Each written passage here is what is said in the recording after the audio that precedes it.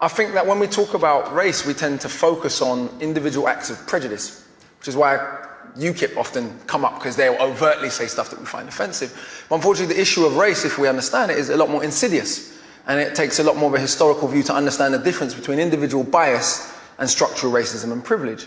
And the idea of Great Britain was intimately tied to the fact that Britain's invaded almost every country on the earth, literally. No, literally, there's a map, you can Google it. And so the idea of our greatness was intimately tied to this idea of empire, which was intimately tied to what Rudyard Kipling calls the white man's burden, to go and civilize all these stupid brown folks that have been writing and having civilizations for thousands of years. But let's forget all of that. And so if we fast forward to today, when we talk about structural racism in Britain, do we have the same institutional disparities in rates of imprisonment that they have in America? Yes, absolutely we do.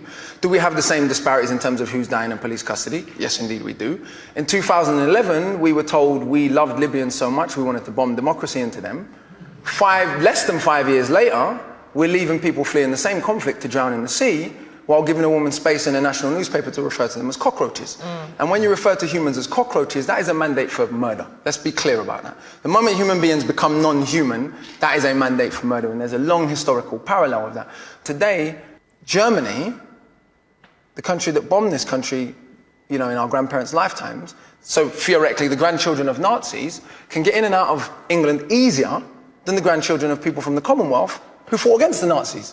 And where do they come from? When we talk about immigrants, do we mean people from Australia and New Zealand? Didn't Boris Johnson go to Australia and say, hey, we're culturally the same? Was he talking about the Aborigines when he said that? We call them expats. Right. White people have such a different way of classifying themselves that white immigrants are expats and non-white immigrants are immigrants. So when we say immigrants, if we go to border control, we can go there, Yarlswood, and we go and look at who's there. It's not a bunch of white people from New Zealand.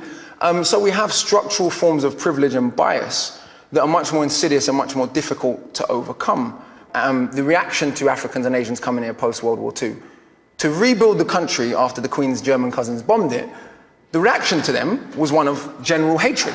It's illogical. These people who had formerly been colonized by Britain had fought in both world wars. India gave 2.5 million volunteers, for those who don't know. When we talk about being saved by America in the war, we want to talk about being saved by India and Russia. That would be a bit more accurate. But that's a bit inconvenient. But the reaction to those people and their descendants has been one that is about structural bias and privilege. The greatest metaphor for this might be Canary Wharf and Tower Hamlets. Sure. If you look at that predominantly Bengali community that has to look at Canary Wharf every day, how many of those people work in Canary Wharf other than to clean toilets? I only got into that through grime. So the first thing, I'm listening to grime records and they're all rapping about E14. Yeah. And I'm going, where's that? And I'm like, Canary Wharf? Yeah, they're definitely not rapping about I suppose what I'm saying is not about saying that there's bias and bigotry everywhere in the world. The country my grandparents come from, it's pretty much generally accepted that they don't like gay people. But what's interesting, race even plays a role in that. In Jamaica, we have disgraceful homophobia. No one ever says it's because of Christian fundamentalism. Because even though it is justified in explicitly Christian fundamentalist terms, because only Muslims do bad stuff because of their religion. Because we know almost all the Muslims in the world are brown. Whereas when a Germanwings pilot crashes and kills 150 people deliberately, or the man in Norway killed nearly 90 people. I was in Australia when that happened. This is how uniform the agreement is that white people will be portrayed differently. The Australian media referred to Andres Breivik as having terrorist-like tactics. Yeah. I mean, to think about that. Yeah. This guy killed almost 100 people, and he's just almost a terrorist. And he'd written a crazy thing about Muslims. No, it's very clear. I mean, he was a terrorist by any standard. The idea that white is right isn't just a European idea. It's an idea that has had insidious implications, because no matter what, the 700 people that were left to drown off the coast of the Mediterranean, were they white human beings, they wouldn't have been left to drown. And they certainly wouldn't be called cockroaches. Well,